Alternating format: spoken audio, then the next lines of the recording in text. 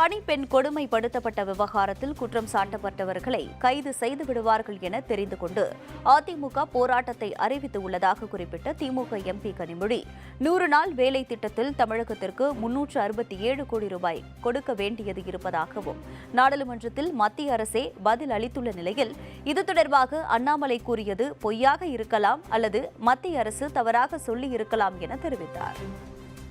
December மாதம் நான் எழுப்பியிருந்த ஒரு கேள்விக்கு ஒன்றிய அரசாங்கத்தின் பதில் தமிழ்நாட்டுக்கு கொடுக்க வேண்டிய காசு டிசம்பர் மாதம் இப்போ டிசம்பரில் எழுப்பின கேள்விக்கு 367 கோடி பாக்கி இருக்கிறது இந்த 100 நாள் வேலை திட்டத்துக்கு என்று அவர்களே பதில் அளித்திருக்கிறாங்க.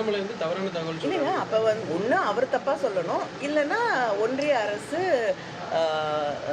பாராளுமன்ற ஃப்ளோரில் அவங்க தப்பாக சொல்கிறாங்க. இது ரெண்டில் யார் போய் சொல்கிறான்னு நீங்கள் தான் முடிவு பண்ணணும். நிச்சயமாக இப்படிப்பட்ட மோசமாக ஒரு இளம் பெண்ணை நடத்திய யாரையும் அரசாங்கம் விட்டுவிட முடியாது, விட்டுவிடவும் கூடாது.